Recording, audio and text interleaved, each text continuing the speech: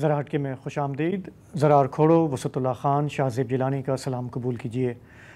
غزہ میں بھوک کو اسرائیل کس طرح ہتھیار کے طور پہ استعمال کر رہا ہے، حالات بہت بگڑتے جا رہے ہیں. پروگرام کے آخر میں ہم اس کا ذکر کریں گے، لیکن آج ہمارا بڑا موضوع بلوچستان سے منظر عام پہ آنے والی ایک ویڈیو، جس نے پچھلے 2-3 دن سے اس پر لوگ حیران ہیں، پریشان ہیں، تبصرے ہو رہے ہیں. یہ معاملہ ہے دوہرے قتل کا، اور نام نہاد غیرت کے نام پہ یہ قتل ہوا. ویڈیو آپ نے دیکھ ہی لی ہوگی. اس میں دکھایا جا رہا ہے کہ گاڑیوں میں بھرے بہت سارے لوگ آتے ہیں، ایک خاتون کو کھڑا کرتے ہیں اور کولڈ بلڈ میں انہیں موت کے گھاٹ اتارا جاتا ہے. ایک مرد بھی ہیں اور انہیں بھی ان کی بھی جان لے لی جاتی ہے. پوسٹ مارٹم کی جو اب رپورٹ سامنے آئی ہے اس کے مطابق خاتون کو 7 گولیاں ماری گئیں، جو مرد تھے ان کو 9 گولیاں ماری گئیں. یہ واقعہ جو ہے یہ پچھلے ماہ 4 جون کو پیش آیا، لیکن کسی کو کوئی کان و کان خبر نہ ہوئی، نہ اس کی رپورٹنگ ہوئی، نہ کوئی احتجاج ہوا، نہ مذمت ہوئی. جب اس کی ویڈیو سامنے آئی چند دن پہلے، تب بلوچستان کی حکومت بھی جاگ اٹھی اور بلوچستان کے وزیر اعلیٰ نے جو پولیس کو انسٹرکشنز دیں کہ فوری طور پر ان لوگوں کو گرفتار کیا جائے. تو اب تک کوئی 13 لوگ حراست میں ہیں، اور ان میں ایک وہ قبائلی سردار بھی ہے جس کے بارے میں کہا جا رہا ہے کہ اس نے یہ فیصلہ سنایا تھا. سی ایم بلوچستان اس بارے میں کیا کہا، پہلے وہ سن لیتے ہیں. ریاست ہمیشہ مظلوم کے ساتھ رہی ہے. ریاست اس کیس میں بھی ان 2 مظلوموں کے ساتھ رہے گی جن کا بہمانہ قتل کیا گیا ہے. اگر آج بھی حکومت اس میں انٹروین نہ کرتی، پوری رات ACS ہوم جو ہے اور کمشنر کوئٹہ وہ اس پر جاگتے رہے، اور فرنٹیئر کور بلوچستان، اگر وہ ہم رسپانس نہ دیتے تو وہ جو قتل تھے ان کی تعداد شاید سینکڑوں میں پہنچ جاتی. It is a tribal dispute. Social media پہ یہ خبریں چل رہی ہیں کہ یہ شاید نیولی میرڈ کپل تھے. They were not newly married couple. بچی تھی جو ماری گئی ہیں، ان کے جو ہیں وہ 5 بچے ہیں. اسی طرح وہ جو آدمی مارا گیا ہے کوئی 45 سال 50 سال کے قریب اس کی ایج ہے، اس کے 4-5 بچے ہیں. سوشل میڈیا میں وائرل ہونے سے پہلے بھی ایک دوست نے ویڈیو شیئر کی اور میں نے اس پر فوراً نوٹس لیا. IG پولیس کو یہ حکم دیا آپ نے 24 گھنٹے کے اندر اندر ملزمان کو گرفتار کرنا ہے، اور الحمدللہ انیشلی 1 اور پھر لیٹر آن 11 اور لوگ وہ اس کیس میں ابھی تک گرفتار ہو چکے ہیں. مزید گرفتاریوں کے لیے چھاپے مارے جا رہے ہیں. جو مرضی اس کیس میں انوالو ہوگا ہم اس کو ضرور اریسٹ کریں گے، ضرور کورٹ آف لاء میں پیش کریں گے اور عدالتوں سے سزائیں دلانے کی کوشش کریں گے. جی اچھا، ریاست کا کیا کردار ہوتا ہے اس طرح کے کیسز میں؟ اور اس طرح کے جو ماضی میں ہم نے درجنوں 100 کیسز دیکھے ہیں وہ ایک الگ بات ہے، معاشرے کا کیا کردار ہے وہ ایک الگ بات ہے. ایک چیز تھوڑی سی کلیئر کرنی چاہیے، کیونکہ بیان پڑھنے اور بیان سننے میں کافی فرق ہوتا ہے. تو سی ایم بگٹی صاحب کا جو بیان گردش کر رہا ہے، جو لوگ پڑھ رہے ہیں وہ اکثر شاید اس غلط فہمی میں ہیں کہ وہ جسٹیفائی کر رہے ہیں. یہ جو بات کی ہے نا کہ نہیں، انیشل رپورٹنگ تو آپ کو پتا ہے کہ نام بھی فرضی تھے ان دونوں کے، کہا گیا کہ شادی ہوئی، کہا گیا تھا ان کی شادی ہوئی ہے. تو یہ مطلب کہ انہوں نے اپنی مرضی سے شادی کی ہے اور چنانچہ ایک قبائلی جرگے نے ان کو قتل کیا، جو بالکل انبلیویبل بات نہیں ہے. ہم نے 1000 اس طرح کے کیسز دیکھے ہیں.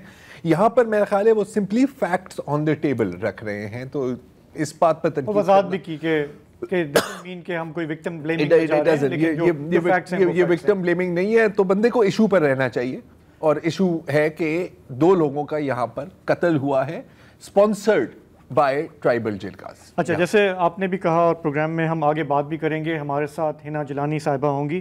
ہم دیکھیں گے کہ قندیل بلوچ کے قتل کے بعد 2016 میں قانون میں تبدیلی لائی گئی تھی تاکہ یہ جو سو کالڈ غیرت کے نام پہ قتل ہیں، اسے ریاست اس میں انوالو ہو، اور یہ جو قصاص اور دیت کا معاملہ آ جاتا ہے لوگ چھوٹ جاتے ہیں، ایسا نہ ہو.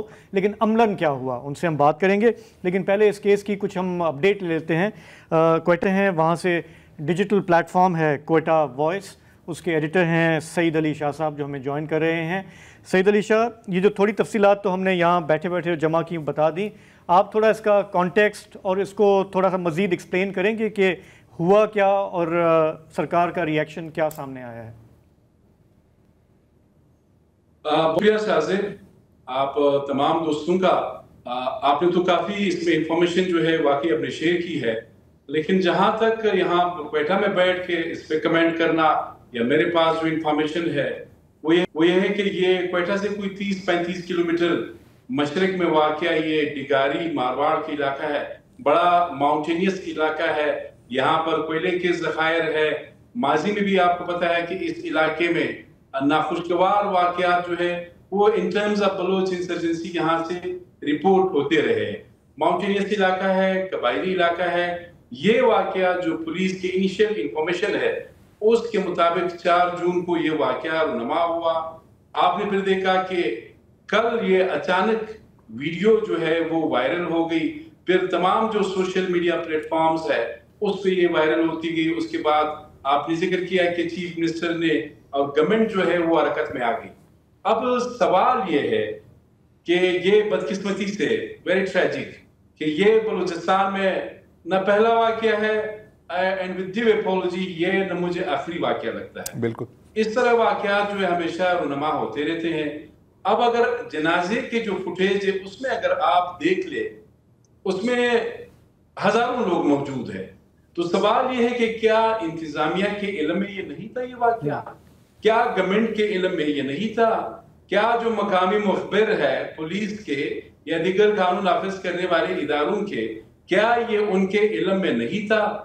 अब हुकूमत उस वक्त हरकत में आई जब ये सोशल मीडिया पे आप जैसे जो कराची, इस्लामाबाद, लाहौर या बैरून मुल्क बैठे हुए जर्नलिस्ट है, सोशल मीडिया एक्टिविस्ट है, सिविल सोसाइटी के लोग है या वकला है, उन्होंने रीट्वीट किया, उस पर कमेंट्स किए, तो तब जाके गवर्नमेंट को ख्याल आया कि इस पे एक्शन लेना चाहिए। फिर बड़ा स्पॉन्टेनियस उस पे रिस्पॉन्स आया और ये अच्छी बात है चीफ मिनिस्टर ने आज बहुत तफसीली प्रेस कॉन्फ्रेंस की, उसमें कहा कि जी हम इसको टेस्ट केस बनाएंगे।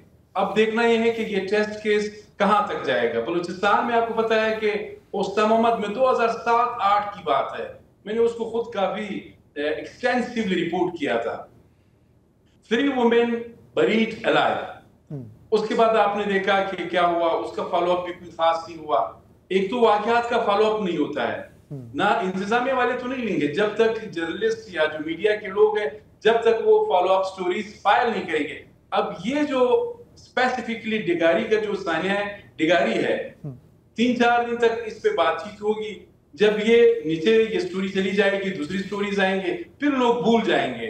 तो फॉलोअप भी एक मसला है। लेकिन दूसरी बात ये थोड़े से आदाद व शुमार बलूचिस्तान के हवाले से आपके साथ शेयर करूंगा।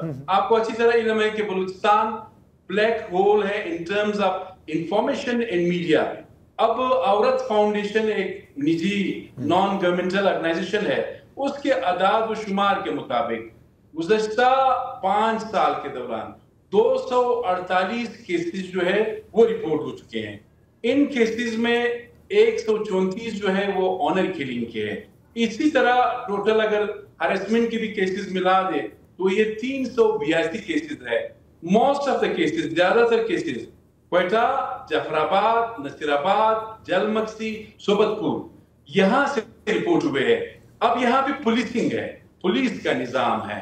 अब हम जाहिर है जो लिवीज निजाम है उसका बड़ा डिपेंड करते हैं, लेकिन वहां पे वाकयात रुनमा होते हैं, रिपोर्ट नहीं होते हैं। अब ये जितने असला की मैं बात कर रहा हूँ या जो औरत फाउंडेशन ने भी हमारे साथ एक डेटा शेयर किया है, ये सारा पुलिस इलाका है।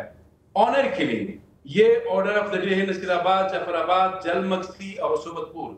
ये वो डिस्ट्रिक्ट है जो सिंध के साथ बॉर्डर करते हैं। और फिर क्वेटा कैपिटल है, जाहिर है किसी न किसी की पहुंच होती है पुलिस के पास आने की और FIR लॉन्च करने की। Based on my experience and information, ये जो आदाद व शुमार है इसको मैं ट्रिपल करता हूं जब हम बलूचिस्तान के दीगर जो दूर दराज इलाके हैं उनकी बात करते हैं। तो केसेस की तादाद ज्यादा है और सवाल यह है कि rate of the government, rate of the state.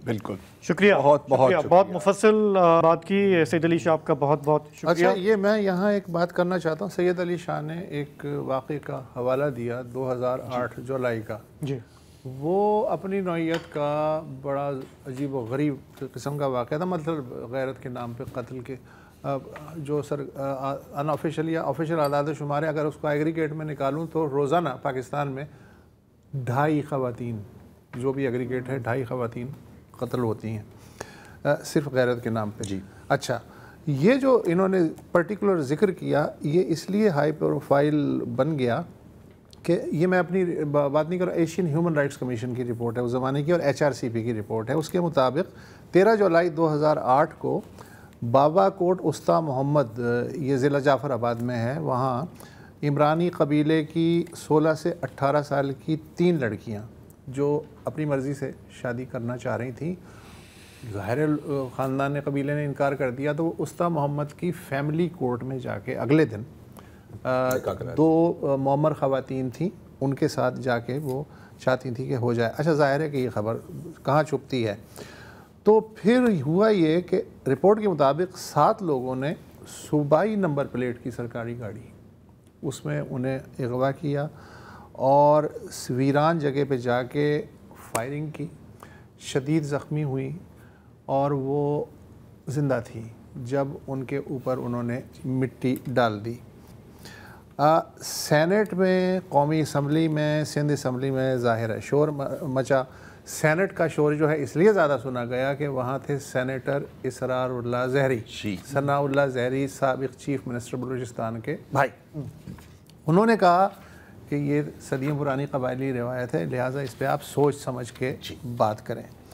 اچھا، پارلیمانی اور NGOs کی حد تک تو مذمت ہوئی، لیکن کم از کم 6 ہفتے تک کوئی پرچہ نہیں کٹ سکا، کوئی گرفتاری نہیں ہوئی.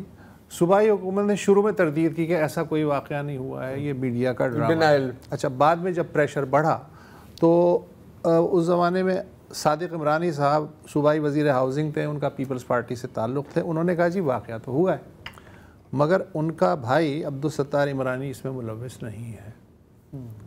اچھا، اور انہوں نے کہا سرکاری گاڑی بھی استعمال نہیں ہوئی ہے. یہ جو تاخیر ہوئی FIR میں، یہ کیوں ہوئی؟ ایک مفروضہ یہ ہے کہ 6 ستمبر کو صدارتی الیکشن ہونے والے تھے، تو تب تک صوبوں سے ظاہر ہے اس الیکٹورل کالج کو ووٹ بھی چاہیے تھے، تو انہوں نے کہا کہ پہلے یہ گزر جائے، اس کے بعد دیکھیں گے. اس کے بعد بھی کیا دیکھا؟ 1 سال بعد، لگ بھگ 1 سال بعد، 15 اپریل 2009 کو ایک 3 رکنی بینچ ہے، chief justice Iftikhar Muhammad Chaudhry, justice راجہ فیاض اور جسٹس اعجاز چودھری، ان کے سامنے بلوچستان پولیس کی رپورٹ پیش کی جاتی ہے. رپورٹ کے مطابق وہ زندہ دفن نہیں ہوئی. زور کس بات پہ ہے جی؟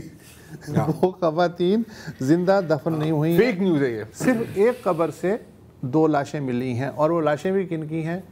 ان لڑکیوں کی نہیں ہیں جو ان کے ساتھ تھیں، معمر خواتین، ان کی لاشیں ملی ہیں. پھر عدالت کو بتایا گیا کہ جی ہم نے 11 گرفتاریاں کی ہیں، اور جو مفرور ہیں انہیں 5 سال قید کی سزا جو ہے عدالت نے سنا دی ہے. اچھا، چیف جسٹس صاحب نے کہا کہ بھائی FIR میں 2 نام ہیں، مگر آپ کی رپورٹ میں 3 نام ہیں، اطلاع یہ ہے کہ ٹوٹل 5 تھیں، تو یہ کیا چکر ہے؟ اب اس پہ چپ. پھر افتخار چودھری صاحب نے DPO نصیر آباد تھے، ان سے پوچھا کہ سچ بتائیں کیا آپ وہاں کے جو بااثر افراد ہیں ان سے خوفزدہ ہیں؟ تو DPO نے اس بات کی تردید کی. تو اب اس کے بعد اس مقدمے کی کتنی سماعتیں ہوئیں، کس کا کیا بگڑا، میرے علم میں نہیں ہے. اچھا، اب دیکھیں، اب واضح جو اکثریت ہے جو ان کیسز میں قتل ہوتی ہیں وہ خواتین ہیں. یہاں پر ہمیں یہ نہیں بھولنا چاہیے کہ ایک مرد کی بھی قتل ہوا ہے، اور یہ وہی اسی گلے ہوئے نظام کا وکٹم ہے. جہاں تک آپ نے ابھی ایک کیس کی بات کی، اور بھی بڑے کیسز ہیں، مجھے پتا ہے آپ کے پاس بھی ہے. میں آپ کو بتانا چاہ رہا ہوں، صرف پچھلے 24 گھنٹوں میں 2 کیسز رپورٹ ہوئے، اور رپورٹ ہونے سے میری مراد ہے کہ میری نظروں سے گزرے ہیں. ایک اٹک میں جب ایک 7 ماہ کے بچے کی ماں کو اس کے شوہر اور ان کے سسر نے قتل کیا. اگین غیرت کا مسئلہ تھا، بد کردار تھی، ظاہر ہے تو ایک سٹیمپ آف ڈیتھ ہوتا ہے نا. اور لوور دیر میں ایک بندے نے اپنے بھائی اور اپنی بہو بھابھی کو دونوں کو قتل کر دیا. Again on some thing like this. یہ انفیکٹ دوسرا واقعہ ہے اٹک سے اس ماہ. تو 3 دن ٹوٹل. اب جیسے آپ نے دونوں نے کہا کہ یہ تقریباً روز ہی یہ واقعات پورے ملک میں کہیں نہ کہیں ہو رہے ہیں، لیکن کنوکشن ریٹ جو ہے وہ نہ ہونے کے برابر ہے. اس کے باوجود کہ لاء کو چینج کیا گیا، سخت کیا گیا، ہم ذرا لاء کو اور the way our criminal justice system doesn't work, تھوڑا اس پہ روشنی ڈالیں گے. ایک بریک کے بعد ہنا جیلانی صاحبہ ہمارے ساتھ ہوں گی، ان سے اس پہ مزید بات کریں گے. آپ کو یاد ہوگا کہ 2016 میں قندیل بلوچ کا مرڈر کیا ان کے بھائی نے، یہی نام نہاد غیرت کے نام پہ. اس کے بعد ملک میں کافی آوازیں اٹھیں کہ اب بہت زیادہ ہو گیا، ہمیں قانون کو بدلنے کی ضرورت ہے. 2016 میں فساد فی الارض قرار دیا گیا اس قسم کے مرڈرز کو، اور لا یہ اس طرح سے چینج کیا گیا کہ اب ریاست جو ہے وہ پرسو کرے گی ان کیسز کو، اور یہ کوئی آپس کا مسئلہ نہیں ہوتا فیملیز کے اندر، معاف کر دیا قصاص دیت کا آپ نے معاملہ چلا کے اور لوگ جو ہے آف دا ہک ہو جاتے ہیں، معافی تلافی ہو جاتی ہے، اور پھر وہ سینہ تان کے پھرتے رہتے ہیں کہ جی کہ بڑا اچھا کام کیا. تو لا تو ہوا چینج اس وقت، لیکن اس کے بعد سے اب تک ہم نے دیکھا ہے 12 کیس، ابھی جن کا ذکر وسعت اور زرار بھی کر رہے تھے، ایک سے ایک ہائی پروفائل کیس جو ہے اس میں لوگ اکثر نکل جاتے ہیں. جو لو پروفائل کیسز ہیں، جو خبر نہیں بنتی ہے، وہ تو کیا ہی ہوتا ہے، اس پہ ہم کیا بات کریں. تھوڑا اس کو ہم سمجھتے ہیں کہ لا جو ہے وہ جب کتابوں میں جس طرح سے ہوتا ہے وہ ان پریکٹس جو ہے کیسے پین آؤٹ کرتا ہے.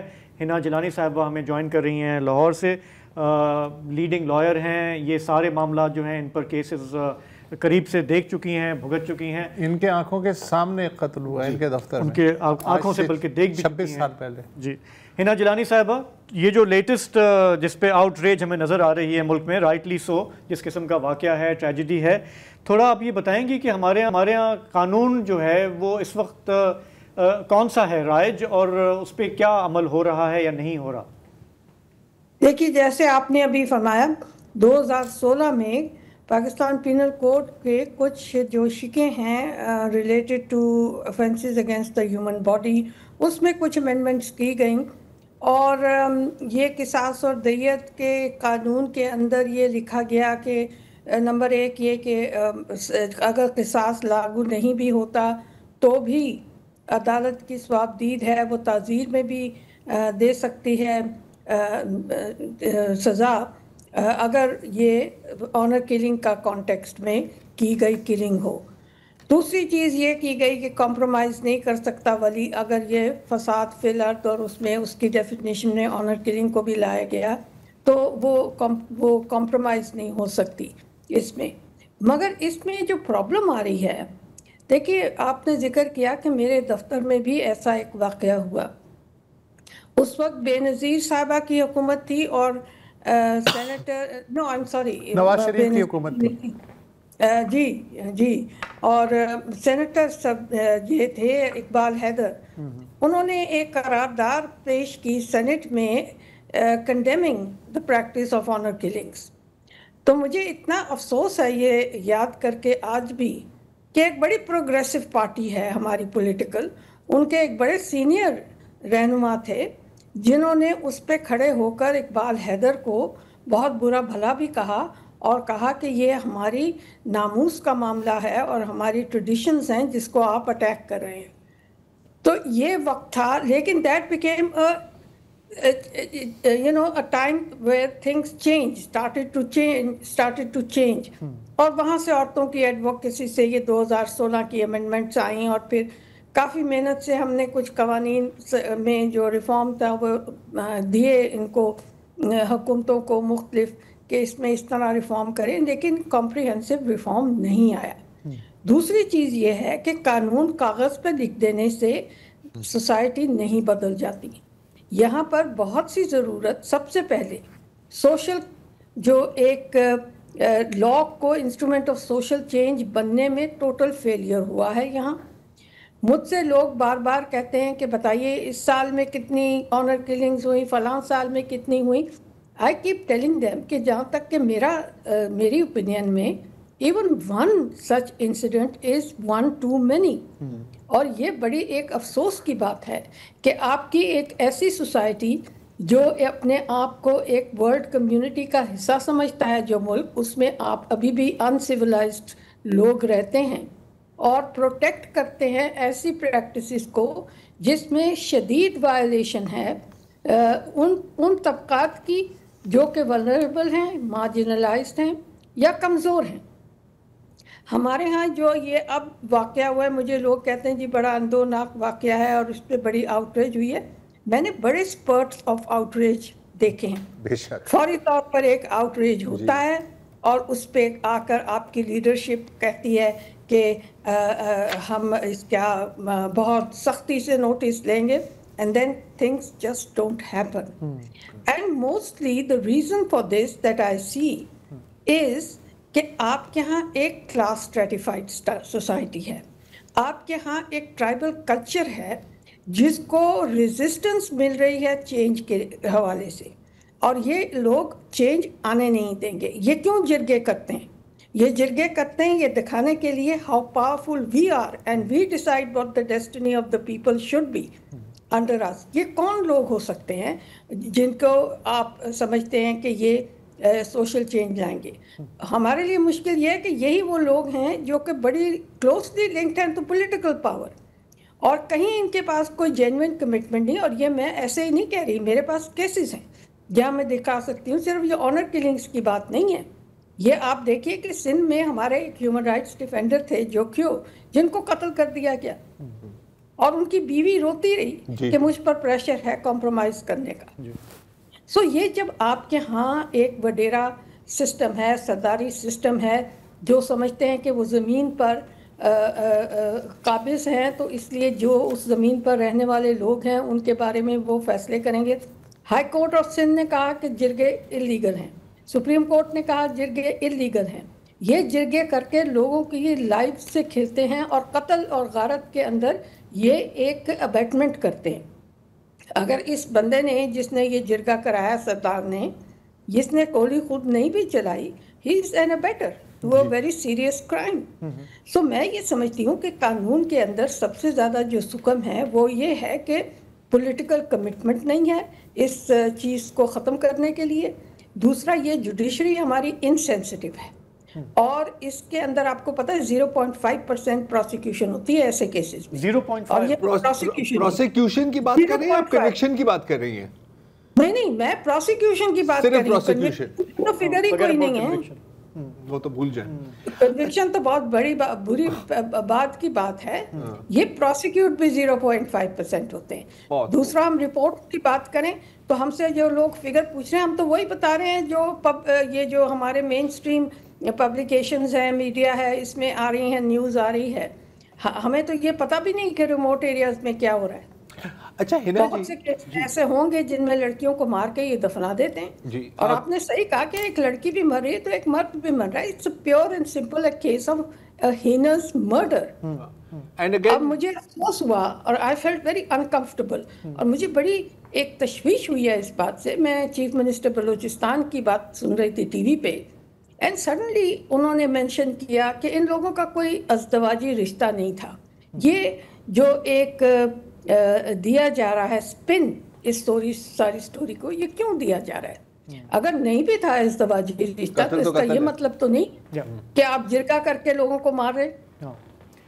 उन्होंने भी क्लैरिफाई किया है कि कत्ल है, वो एक अलग बात है। अगेन हम इशू पर आते हैं, वो अलग बात है, मगर ये जो एक इंसर्ट करना है ना, इंसिनुएट, चले ठीक है, अब इस पे हम इमोरलिटी है कोई, भाई साहब इमोरलिटी है भी तो उसके लिए कानून होगा कोई, आप उसके मुताबिक। अच्छा हिना जी, people have to be stopped. इन लोगों को एक अनकंट्रोल्ड पावर मिली हुई है जिसके इस्तेमाल से ये लोगों की ज़िंदगियों से खेलते हैं, और आपके यहाँ ऐसे लोग बैठे हैं पॉलिटिकल सर्कल्स में। देखिए, मैं बहुत अप्रिशिएट करती हूँ जब कोई एक बड़ा बयान देता है कि हम औरतों की हकूक़ के हवाले से, उनकी एम्पावरमेंट के हवाले से, उनकी प्रोटेक्शन के हवाले से बड़े सीरियस हैं। अब यहाँ पर पंजाब की चीफ मिनिस्टर साहबा ने बड़ा बयान दिया कि औरतों की हरासमेंट मेरी रेड लाइन है। भाई साहब, आपके कहने से रेड लाइन जो बना रही हैं आप, मामला ख़त्म नहीं हो जाएगा। उन मैकेनिज़म्स को दुरुस्त कीजिए, उन टूल्स को स्ट्रेंथन कीजिए जिसके ज़रिए से आप उस कानून की प्रॉपर इम्प्लीमेंटेशन करें।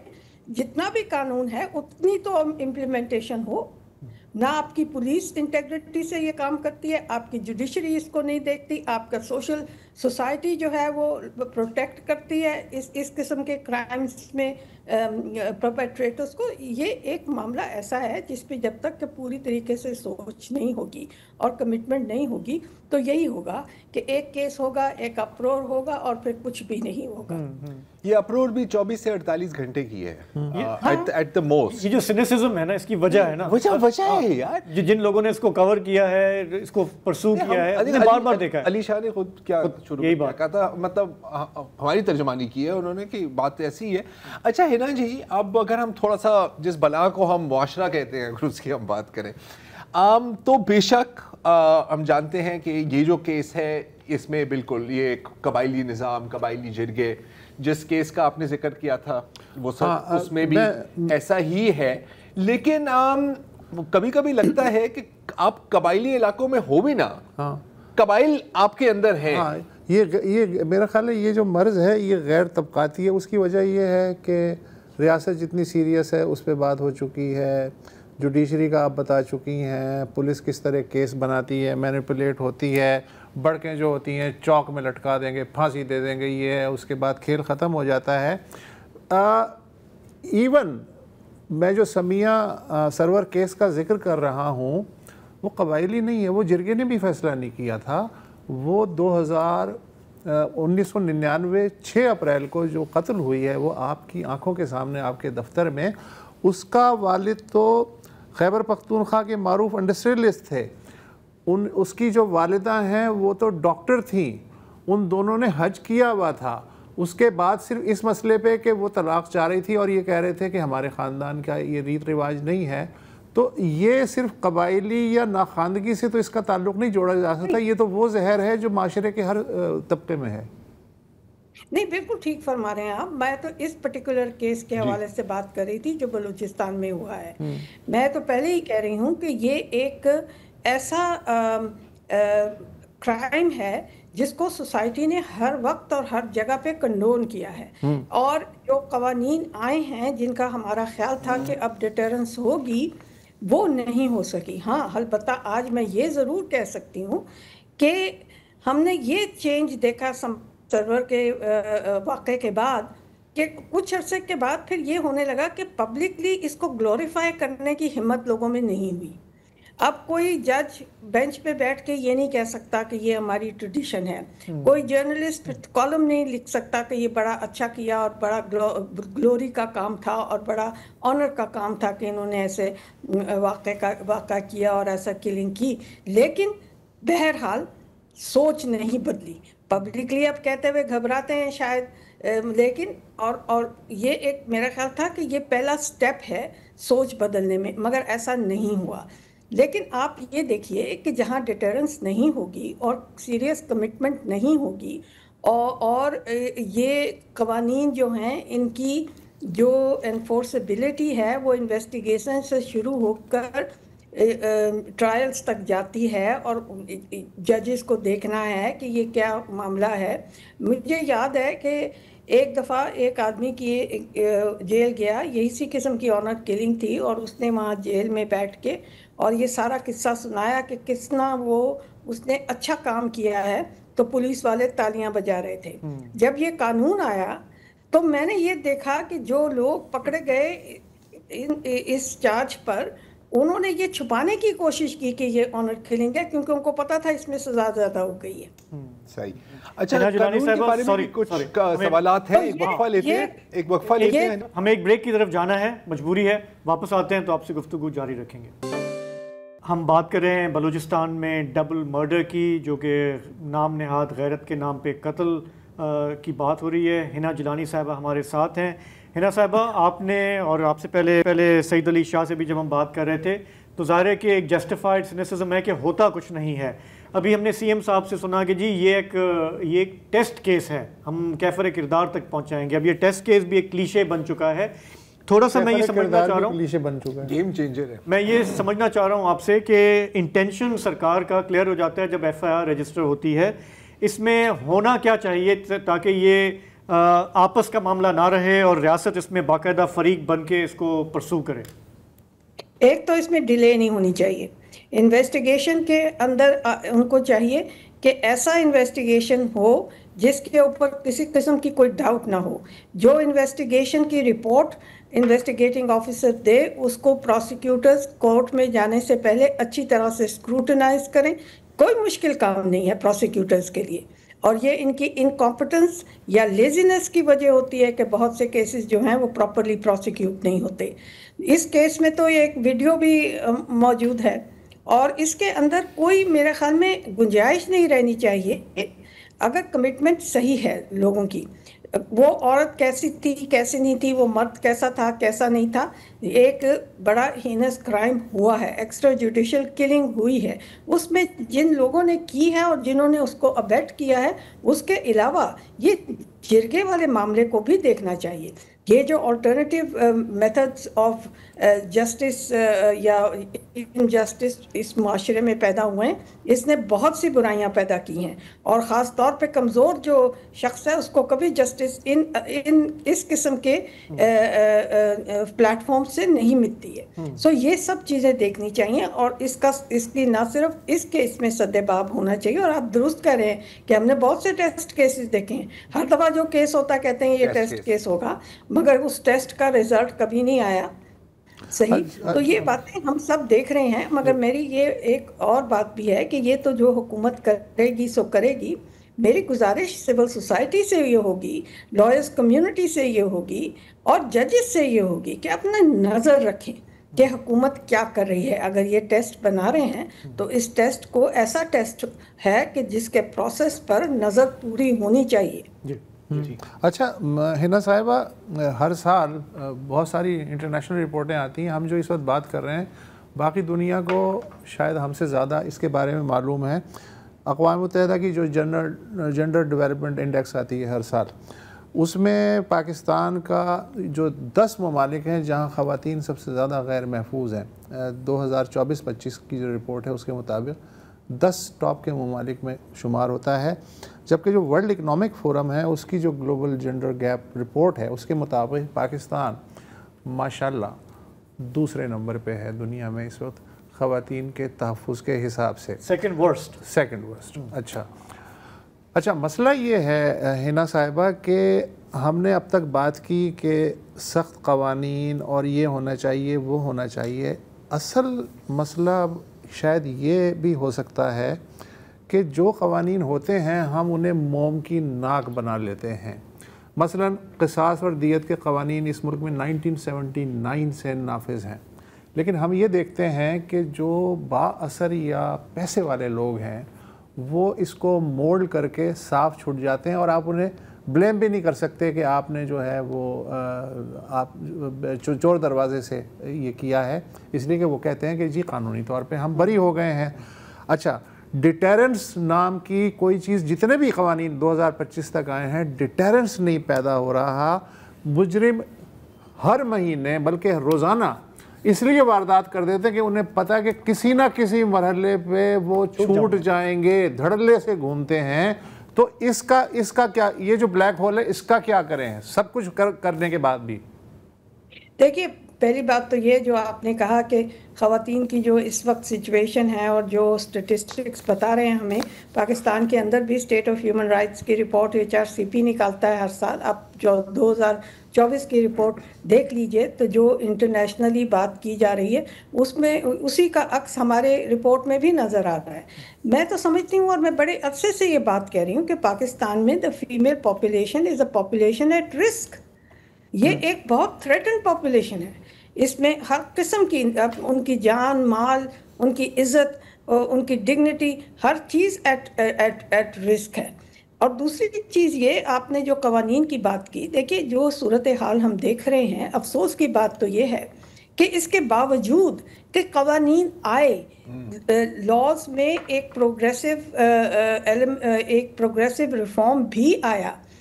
پنجاب کے اندر ایک بڑا سٹرونگ قانون اور پالیسی آئی ہے اور جس کے تحت ایک ویمن پروٹیکشن اتھارٹی بنائی گئی ہے. مشکل یہ ہے کہ میکنزمز کریٹ جب کرتے ہیں وہ فنکشنل نہیں ہوتے, کیونکہ نہ تو ان کے لیے کوئی ریسورسز دی جاتی ہیں, نہ ان کو سیریسلی لیا جاتا ہے, نہ ان کو ٹریننگ دی جاتی ہے, نہ ان میں وہ سینسٹیوٹی پیدا کی جاتی ہے, اور نہ ان کو دوسرے اداروں کی وہ کوآپریشن حاصل ہوتی ہے جس کی ان کو ضرورت ہے, مثلاً پولیس کی. یہ جب تک آپ درست نہیں کریں گے, میں یہی بات کہہ رہی تھی کہ جب مریم نواز صاحبہ ریڈ لائن کی بات کرتی ہیں تو پہلے ان ٹولز کو دیکھیں جن کی وجہ سے آپ کی یہ خواہش پوری ہوگی کہ عورتیں یہاں محفوظ رہیں. وہ تو یہاں پر ہے نہیں. اور اس لیے ہمیں یہ جو ہم سینیکل ہوتے ہیں, میں سینیکل جو ہے اس کو میں نہیں سمجھتی کہ ہمیں ہونا چاہیے, because we obviously always hope for a better and more improvement in what is happening. لیکن آپ خود دیکھیں کہ قوانین بنائے عورتوں کی جد و جہد کی وجہ سے, یہ حکومتوں کی کوئی کنسیشن نہیں تھی. This is the contribution of the women's movement in this country کہ آپ کو یہ 2016 کا جو امینڈمنٹس آئیں اور 2006 کی جو ویمن پروٹیکشن ایکٹ آیا, یہ سب چیزیں عورتوں کے جد و جہد کی وجہ سے آئیں. لیکن اب اس کے اندر جو پرابلم آ رہی ہے وہ بیسکلی یہ آ رہی ہے کہ آپ کے ہاں جو انسٹیٹیوشنل اویئرنیس ہے وہ نہیں ہے, سینسٹیوٹی نہیں اور انٹیگریٹی نہیں ہے. میں تو یہ کہوں گی اسے ٹھیک کرنا ہوگا, ہے نا, ایک اور میرا ٹھیک کرنا ہوگا. they have to rise above those biases, چاہے وہ پولیس ہو, وہ جوڈیشری ہو, یا آپ کی لیجسلیچر ہو اور آپ کے پولیٹیشینز ہوں. اس میں ایک میرا سوال ہے, میں خیال ہے کہ اس کو ہم تھوڑا ایکسٹینڈ ہی کر دیتے ہیں, کہ کیونکہ قندیل بلوچ کا جو کیس ہے ہنا جی, اس میں مجھے ہمیشہ کافی کنفیوژن کا میں شکار رہا ہوں, مگر ہم ایک وقفہ لے لیتے ہیں, تو اس کے بعد ایک سوال آپ سے. Welcome back. قندیل بلوچ کا نام ہم سب جانتے ہیں, یہ ایک اور ٹیسٹ کیس تھا, آپ کو یاد ہوگا, اور قدرن جو آؤٹریج تھی اس میں وہ 24-48 گھنٹے سے زیادہ چلی تھی, انفیکٹ قانون سازی بھی ہوئی تھی. تو ٹائم لائن کچھ یوں ہے کہ 2016 میں قندیل بلوچ کے بھائی ان کا گلا گھونٹ دیتے ہیں. پہلے ان کو نیند کی گولیاں کھلاتے ہیں, جب وہ سو جاتی ہیں تو ان کا گلا گھونٹ دیتے ہیں کہ یار وہ مطلب ہمیں بدنام کر رہی تھی. ٹھیک ہے, 2019 میں ان کو عمر قید کی سزا ملتی ہے محمد وسیم کو, جو قندیل بلوچ کے قاتل تھے. اچھا, 2016 میں قندیل بلوچ کے قتل کے ریاکشن میں ہی ایک طرح سے یہ چینجز کیے گئے, امینڈمنٹ آ جاتی ہے. اب 2019 میں اس کو عمر قید کی سزا ملتی ہے, اور 2022 میں فروری 2022 میں اس کو باعزت بری کیا جاتا ہے. کیوں؟ کیونکہ ایک تو وہ کہتا ہے کہ جی جو میں نے کنفیشن دی تھی کہ جی بالکل لوگ آ کے مجھے چھیڑتے تھے میرے موبائل کی دکان پر. اچھا, موبائل کی دکان کے پیسے بھی قندیل بلوچ نے ہی انہیں دیے تھے. لیکن پھر فروری میں ان کے والدین کہتے ہیں کہ جی ہم چاہیں گے کہ ہم نے ان کو معاف کر دیا ہے, اس کو رہا کر دیں. تو ہنا جی جب 2016 میں اس دروازے کو, چور دروازے کو بند کر دیا گیا تھا, ہمارا تو خیال تھا کہ سیمنٹ لگا کے بند کیا گیا تھا, تو پھر محمد وسیم اسی چور دروازے سے کیسے نکل جاتے ہیں؟ وہ اس لیے نکل جاتا ہے کہ آپ کے ججز اس معاملے کو سیریسلی لیتے ہی نہیں ہیں. They don't in the trial courts especially, they don't know the law. اور انفارچونیٹلی یہ بات ان کو سمجھ میں نہیں آتی ہے.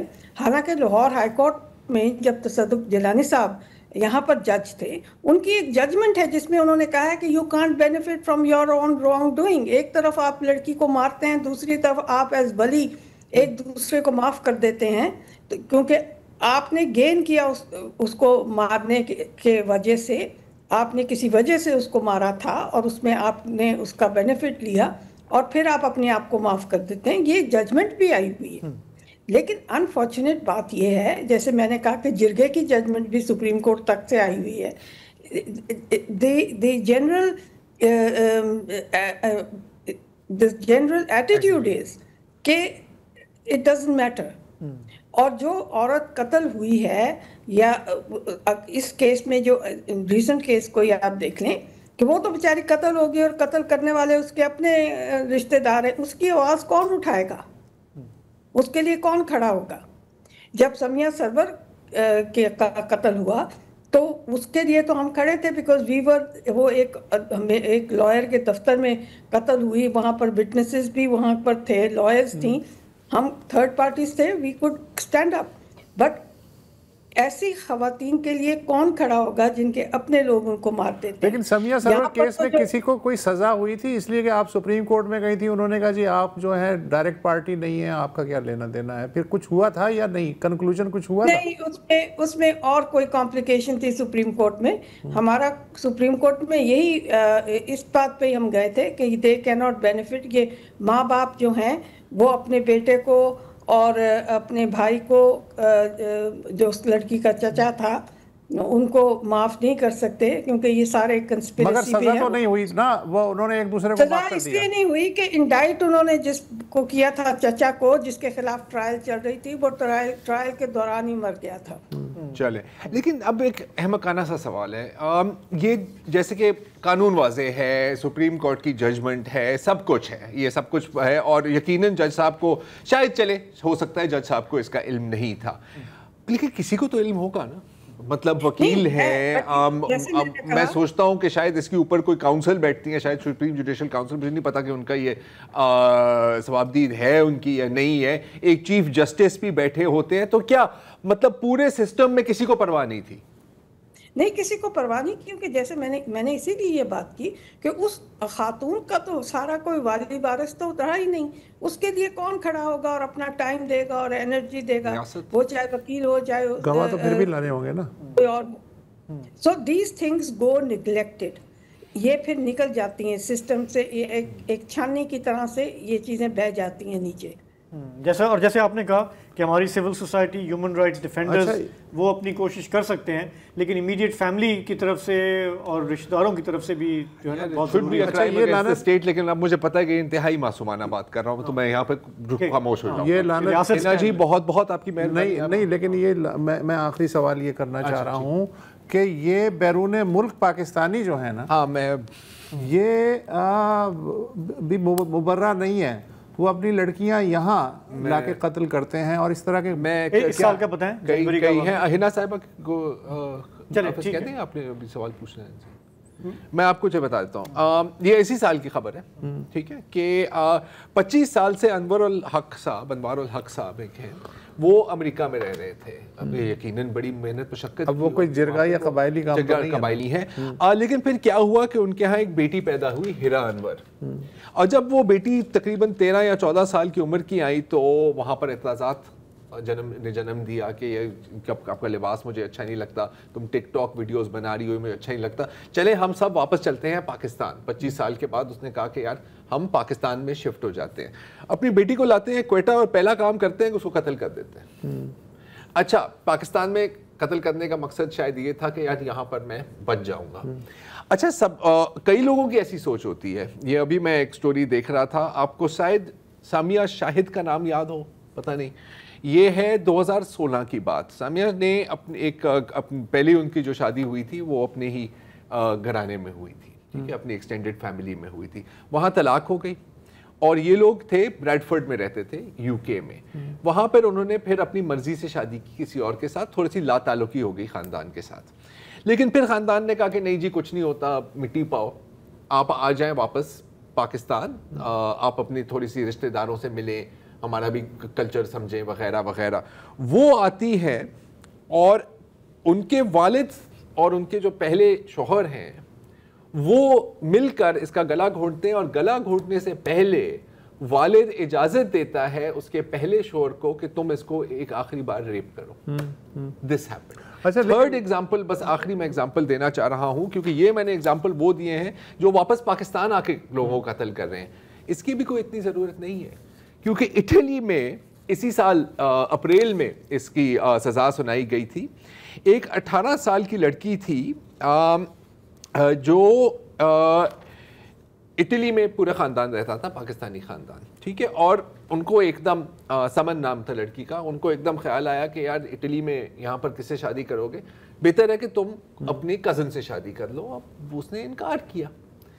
پورے خاندان نے مل کر اس 18 سال کی لڑکی کو قتل کیا اور ایک فارم ہاؤس میں اس کو دفنا دیا. وہ ایک الگ بات ہے کہ اٹلی میں ہوا ہے, اور اس وقت تمام پورا جو خاندان ہے وہ سلاخوں کے پیچھے. اچھا, آس پاس کے جو لوگ ہیں, عدالت کیا فیصلہ کر رہی ہے, قاتلوں کا کیا موقف ہے, اس سے قطع نظر جو آس پاس کے گھر ہوتے ہیں نا, چپ, کوئی. سر آپ یہ والا کیس دیکھیں, کتنے لوگ ہیں ان گاڑیوں میں, تقریباً 20-30 تو ہیں نا, تو کیسے ہو سکتا ہے کہ کسی کو پتہ ہی نہیں.